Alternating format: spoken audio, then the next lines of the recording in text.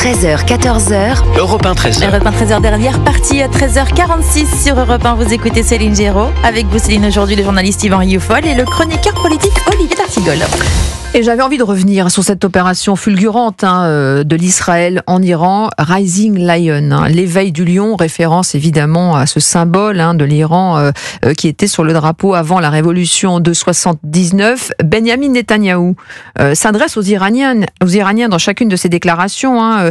Il dit le régime n'a jamais été aussi faible, levez-vous, soulevez-vous. En fait, il appelle tout simplement les Iraniens à se rebeller. Écoutez Gérard Vespierre, analyste géopolitique, invité ce matin sur Europe 1, il estime que l'avenir du peuple iranien réside uniquement entre leurs mains. Le président des États-Unis est le président des États-Unis, c'est un homme du verbe.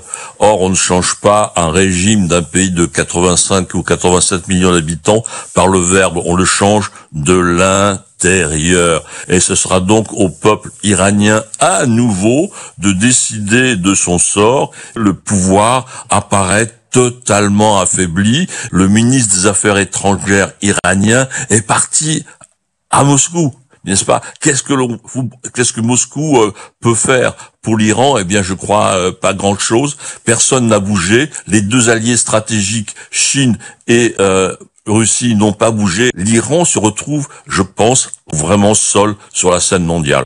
Voilà, Israël vise clairement un changement de régime à Téhéran à travers le peuple iranien. Alors ça, c'est le pari, c'est effectivement la grande incertitude, parce que nous avons tous en tête, et en effet, ces opérations ratées, qui, après des interventions militaires en Irak ou en Libye... Est-ce que c'est réaliste cette fois-ci? Oui, je ne suis pas un spécialiste à ce point, et j'entends effectivement ceux qui s'opposent à cette opération dire que cela va revivifier le sentiment patriotique des Iraniens, dont on nous montre des images quand ils protestent contre cette opération militaire des États-Unis et d'Israël. Mais enfin, on voit bien ce sont là des images de propagande. Moi, je fais le pari, en effet, que ce peuple éminemment cultivé est un peuple qui pourrait profiter de cette opportunité historique pour se rebeller. Mais j'observe également que, par exemple, les féministes qui, il y a 2 ans, se coupaient ostensiblement une mèche de cheveux, là, ces féministes de salon de coiffure, en solidarité avec ces femmes iraniennes qui étaient mises en prison parce qu'elles refusaient de porter le voile. Aujourd'hui, on ne les entend pas. Je pense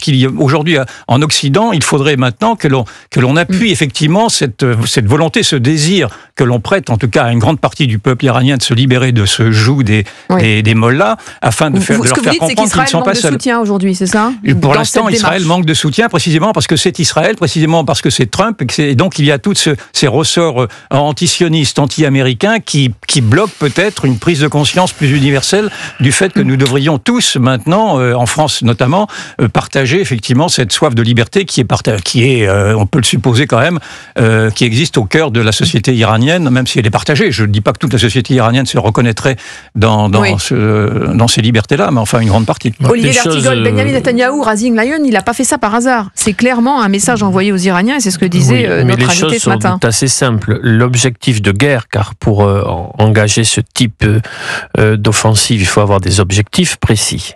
L'objectif initial de Benjamin Netanyahou était de ne pas permettre au régime des mollahs de se doter d'une bombe nucléaire pour garantir la sécurité d'Israël et la sécurité de l'ensemble de la région, du Proche-Orient.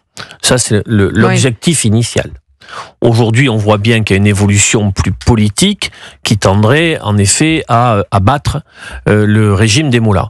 Il avait sans doute cette ambition dès le début. Il a appelé cette opération Rising Lion. Ce n'est pas par hasard. Je suis totalement d'accord avec le témoignage, le décryptage qu'on vient d'entendre sur Europe 1, à savoir que seul le peuple iranien est en fait en capacité de créer les conditions d'un changement de pouvoir à Téhéran. On a bien évidemment souvenir du combat héroïque des femmes iraniennes face à ce pouvoir monstrueux.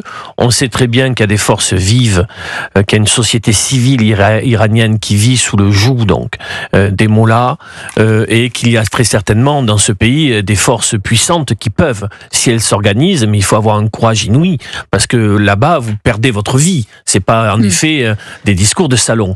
Mais je ne crois pas, au regard des précédents, dont l'Irak en 2003, puis après la Libye, on pourrait aussi discuter la manière dont ça s'est passé en Afghanistan, quand des forces des pays extérieurs essayent d'imposer un changement politique sans que non, mais sauf que là, ce que met en avant Israël et tout le monde, c'est que les Iraniens sont extrêmement éduqués, sont prêts. Oui, voilà, on n'est pas dans le même cas. Mais je pense que la solution du changement de régime est dans les mains du peuple iranien et dans aucune autre main. Non, nous sommes bien d'accord, mais il y a quand même d'autres précédents qui viennent contredire l'Irak ou la Libye, qui sont l'Allemagne nazie ou le Japon, le Japon qui était l'allié de l'Allemagne nazie de l'époque, qui étaient quand même deux dictatures, qui sont devenues deux démocraties précisément sous la force des armes. Et ensuite, effectivement, le peuple a appris à se rééduquer lui-même. Mais donc, c'est pour ça que je comprends parfaitement l'argument qu'on me ressort à chaque fois de dire qu'on ne va pas retomber encore dans les erreurs ce qu'on a appelé les néocons américains, c'est-à-dire ceux qui voulaient imposer la démocratie par les baïonnettes.